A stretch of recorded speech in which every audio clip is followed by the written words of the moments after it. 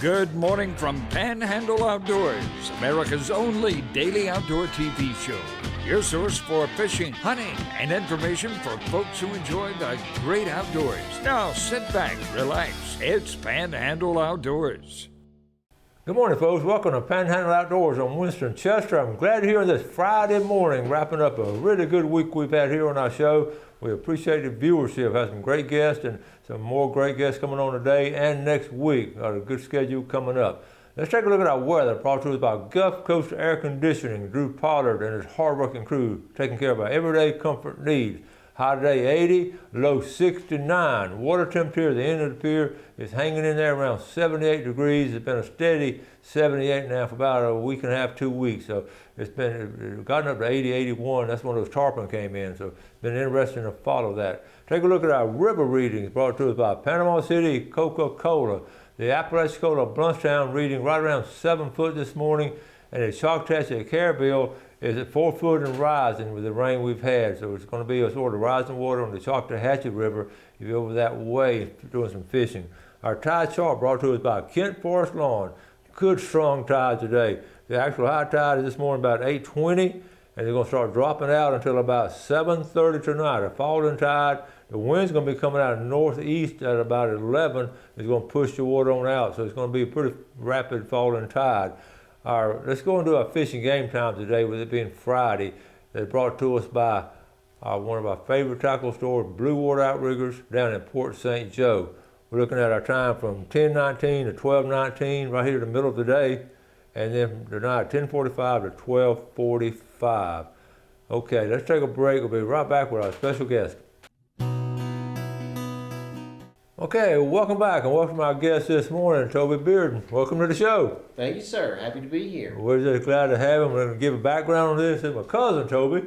We're talking about our cousin get together every year over at Destin. He's been in a bar, but really, I talk about it on the show, my Birmingham cousin sometimes, and here's one of them.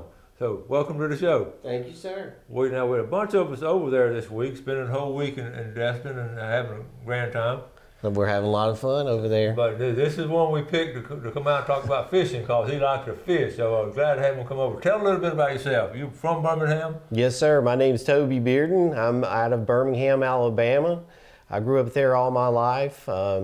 My dad's a brick mason. I worked with him for many years and worked my way through school, went to UAB. And then after graduating UAB, I got into medical sales, and that's what I do today. Medical sales? Yep. And so you travel a lot, or you move around? I do travel a lot. I have an opportunity. Sales is a lot like fishing, as you know. You gotta be persistent. You have to get out there and get in front of those fish and say the right things to them. You see why I brought him on, because he is a hoot. I look forward every year to this little reunion we have, and especially getting out with these guys, and we didn't get to fish this year, but we fished before. But Toby always got some stories and all, and we have a grand time over there, don't we? We do. We have a wonderful time over there. They drove over this morning from Destin, and we're going to go back after and join up and finish up the week. So tell us about how'd you get into fishing? Well, my dad was, even before I was born, he was big into tournament fishing. So I had the opportunity to be able to get trained by somebody at a young age that knew what they were doing. So as soon as I had the opportunity to get a Zebco 33 in my hand and throw it without sticking it in him, we were out there in a two-man boat, out there fishing all the time. So we always caught a lot of fish. We've done a really good job doing that, and doing a good job at learning how to get better and better at it all the time. So it gets to a point where you find yourself, you always want to beat your dad. And so you get out there and get to fishing with him, and then next thing you know, you're tournament fishing with him, and then you get better and better. So that's how we always done it. That's a great start. How many of us started on a Zebco 33? Legendary fishing reel. And a lot of fishing areas around Birmingham and that part of Alabama, right? Yes, sir. So we were members at a place called Sportsman's Lake. Mm-hmm. So I'd been a member out there ever since I was young. And so it was always a difficult lake, even though it had a lot of fish in it, because it was so clear. So as you know, it's tough to fish those lakes that are clear. So it gets you a little bit better and better over the years if you can do well at a clear lake. Growing up, Toby, what What are some of your favorite fishing lures that you like to catch them on? Well, for us, because a lot of that lake was so clear, so you had to fish something that usually top water is how we usually killed them the most. And one of my favorite ones was called a nippididdy. The nippididdy, I remember that one. Yeah, put out my head. So that any particular colors y'all had? The nippididdies always liked the clear ones and the brown ones. Something that looked the more it looked more real, the much better that we always did. We always had lunker lures. We did pretty well on those. Even though at a clear lake they had a lot of moss and different things in the water, so we'd run those lunker lures close by there and boom, tear them up. Well, I know you get asked, all bass fishermen get asked this question. What was the biggest one you ever caught? So. Well, actually, it was a 10-pounder, and I think I got a picture of it in here in one of ours. We'll show you here shortly. But actually, what's so funny is we were fishing with all different kind of stuff at this smaller lake, and that Zebco 33 is the one that caught it. No and I caught way. it on a little bitty 1-ounce hot spot. Oh my goodness. Out of all the things, all these years trying to catch big fish, I caught it on the smallest pole I had and the smallest lure I was fishing with. Isn't that how it works? Is that not something? Ain't that something? Who was with you that day? My dad, he took that picture, so it was So he got to see it. He got to see my personal best, so I was glad to be there with him to share that. What's the biggest one your dad ever caught? He's actually caught 3 around 10 pounds. Yeah. So he mounted a couple and we threw a few back. What was one of them he caught was a real strange fish. So when he took it to the taxidermist, it looked like a smallmouth bass. And when he took it to him, the taxidermist said it was no more than 3 years old, but it was 10 pounds. So there's no telling how big that fish would have got. Wow. Had he had the opportunity to not be caught. Wow, that's interesting. It is interesting. So now you've had a chance to do a little bit of saltwater fishing too. How do you like that? I love it, and unfortunately, it's kind of ruined me on bass fishing because now when we get out there and I go to Navarre, and lucky enough, I got a great father-in-law that lets me come out there and fish on his pier at Paradise Point, and. And what I love so much about it is when I throw in there, I have no idea what I'm going to get back. It's always a surprise, and I absolutely love it. It's really interesting too because that's located in areas where every kind of fish is going through that. It is. And I'll show you during the fishing report. I'll show you some of those areas over there, not too far from Choctahatchee Bay. But it's also a good place to fish for flounder, throw a cast net, all kinds of things. Yes, sir. Okay, we're going to take a first break and we'll be right back. Okay, welcome back with Toby. Sitting here this morning, I have a very dear cousin, my all-time favorite cousin, R.C. Mills and wife Lois, get the family together once a year. And we're over at Destin this year, and there's 43 of us or something? Yes, sir. And so I get to see all these spread out cousins from all over. It's a special time. So I asked him to come on the show last year, and he was a little shy, but this year he got a nerve up to come on the show. I sure did. We're glad to have you. So look, we're looking at, take a look at some of these fish that Toby, I told him how to bring proof now. We're going to just talk about fishing. So you've been out fishing? Yeah, we went out charter fishing here. This is out in Pensacola. My brother-in-law, Shane Sisk, and I went out there and caught a few, but these are just a few that we brought back. We caught a lot more than that, but we got some more on here we can show you. Okay, and we got to get Shane to come on too. Yeah, we're going to have to bring Shane. Big old speckled trout here. That's a pretty good size one. We caught about 12 or 13 off that pier there that day. So basically we were tying the float on with a live shrimp, just throwing it out there, and they were taking it every time it hit the water. That's over in the bar? Yes, sir. All right. Blow this one up. And you know what that is, don't you? Oh, yeah. So we caught a bunch of those as well, and I was tired about the third one of them. I was ready to come back in. But we had a wonderful time out there. They are strong. They are are strong. They really are. So that was one of my personal bests there. That's about a 10-pound bass. It doesn't look that big because I'm having to pull the other way. My dad and I were in a 2-man boat, so I had to pull it back the other way. You know, normally you push it up front and make it look bigger, but unfortunately I had to take it back and it looked smaller. Yeah, and being from Birmingham, you got to have an Alabama shirt. Yeah, absolutely. Roll Tide. You understand. Right. And we called it, this is a black tip shark out there, and I called this on fish bites of all things. On fish bites? Yes, sir. We use fish bites all the time. I absolutely love fish bites. How did you find out about fish bites? Well, I think it was you that actually told me about fish bites. And I couldn't believe how well it works, and what's so nice about it, you just don't have to mess with that live bait all the time. Well, that's what I tell people, I use it for pompano and all, but it will catch almost anything. Everything and anything. You have no idea what you're going to catch. And right, it's not messy or anything, so it's strong, and we talked about the background of it. Check out this, what we got right here. There's a big fish. Y'all out there charter fishing? Yes, sir, we're out there charter fishing. Oh, y'all, was this last year? A couple years ago. Okay, all right. Good fish. And another black tips, and that's their fish bites on there right there. See it? Yeah, you can see the fish bites. Yep. They're all around. Okay, so I do want to find, we gotta show your family here, because they're special folks right here. Tell us about your family. All right, here we go. The pretty girl there on the left is the wife. Miss Jennifer? Yeah, Miss Jennifer Bearden. That's Brody Bearden. He goes as B. Okay. Then there's Callie Bearden there too, right there in front of me, my daughter, and of course me, myself. All right. And they were all having fun this week over there in Destin. They're having a wonderful time. We're having such a wonderful time. So lucky to have an opportunity to be together and be with the family. And we thank RC Mills and for the opportunity to do so. There's a lot of folks over that way, aren't there? Yes, sir. Was Memorial Day crazy? We were there.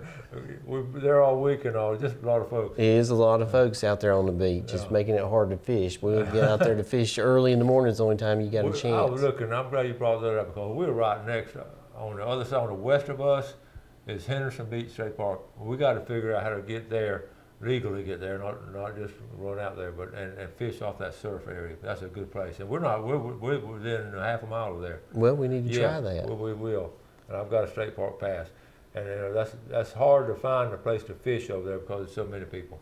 It really is and all. Okay, we got 4 or 5 minutes left now. Let's get back. I was going to ask you about your job. I always ask people, what's your biggest challenge in your job?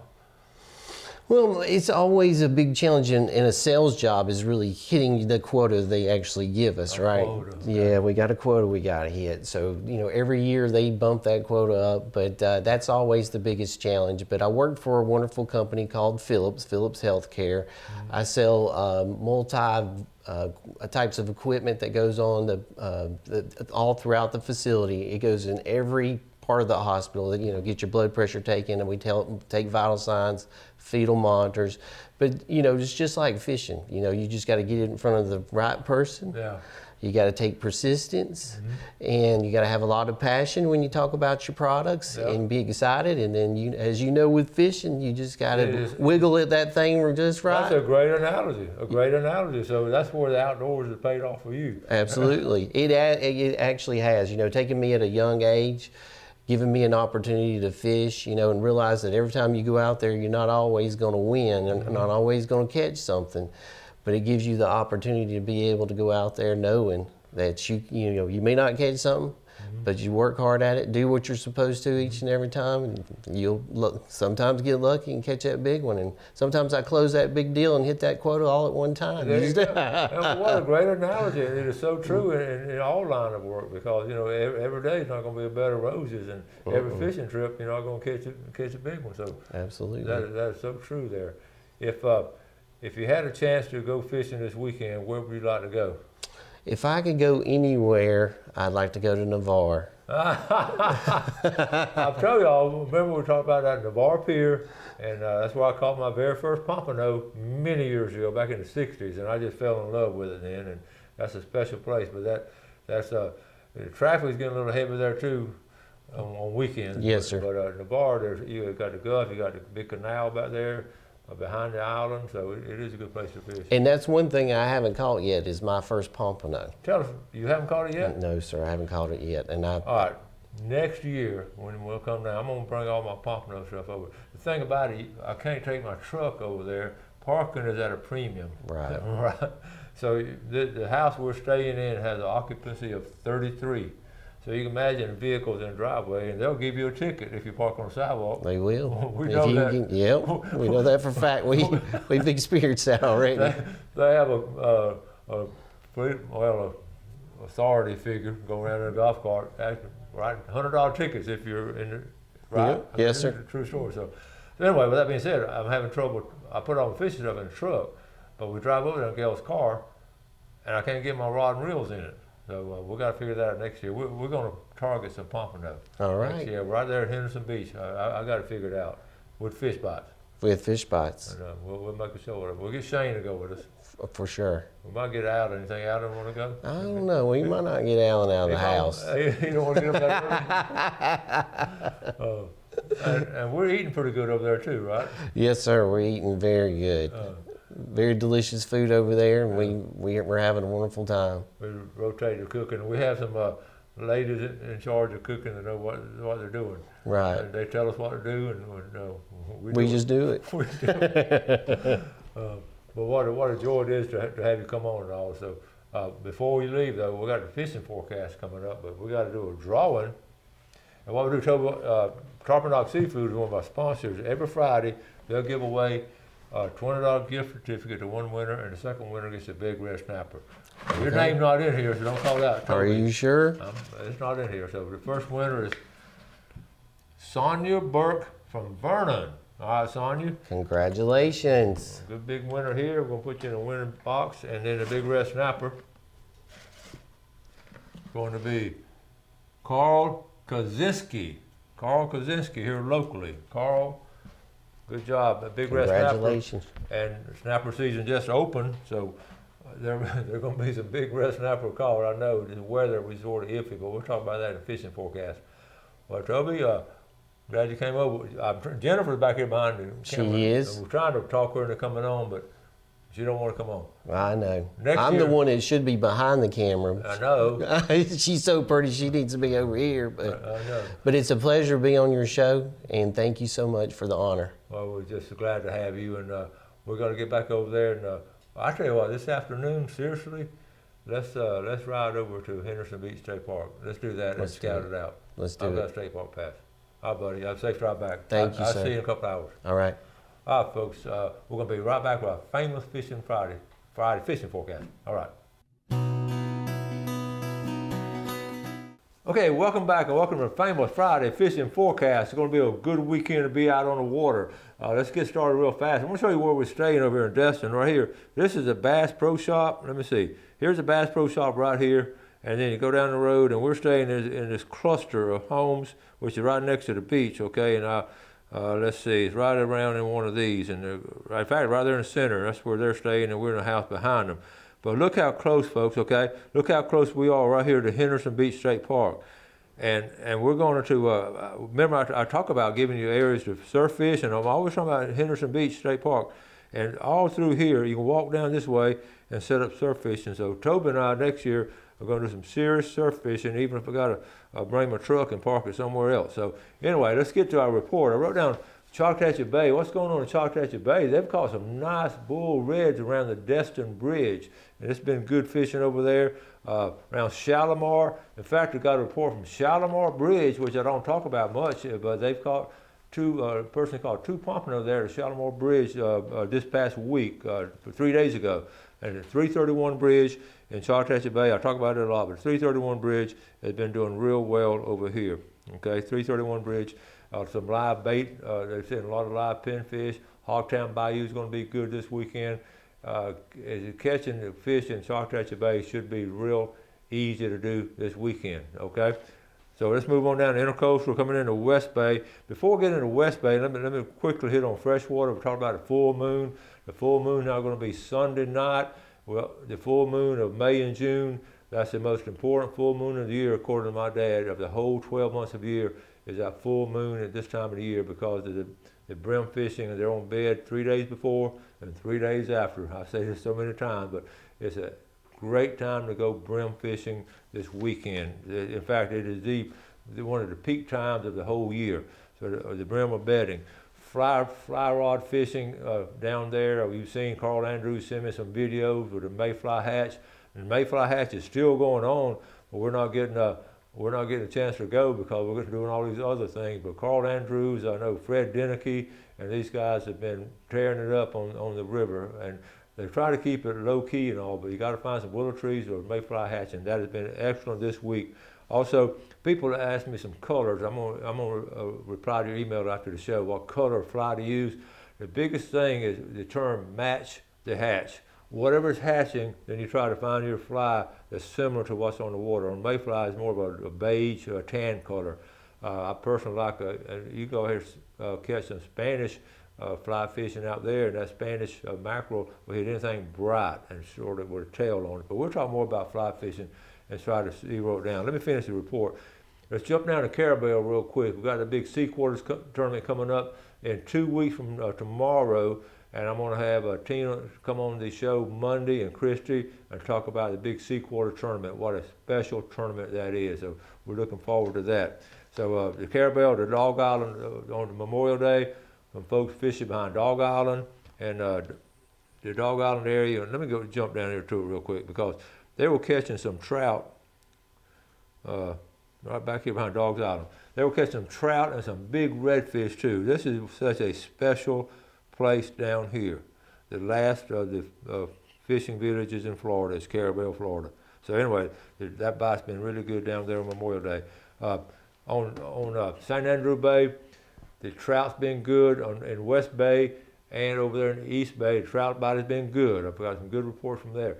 The bridge fishing has over here on Lynn Bridge. Y'all know where it is. I don't have to show you. Lynn Bridge has caught some nice drum this week, and there's been Memorial Day. I got tickled because so many people were fishing. I was getting pictures. A lot of people that don't normally get the chance to fish fished a lot on Memorial Day, so that has been good too. Let's see. We talked about a tarpon earlier. We talked about a tarpon coming in earlier. I got another picture. I just didn't show you today. I'll show you next week. I know of 5 different fishermen that caught tarpon within the last week or so, which is unusual to catch them that early this time of the year. So that's been really interesting to watch the tarpon bite. The pompano bite is still going on. Right now the June grass has not come in. I'm running out of time. So fish now before the June grass comes in the surf. Got to wrap it up. We have a good week here. I've enjoyed doing the show for you. Appreciate Toby coming over and being our guest. So you wrap it up for the weekend. You do something good for someone else today. Enjoy our beautiful outdoors in the Panhandle and take care of it. And God bless. Thanks for watching America's only daily outdoor TV show, Panhandle Outdoors with Winston Chester, featuring hunting, fishing, and other activities and information to help you enjoy the great outdoors. Join us next time for Panhandle Outdoors.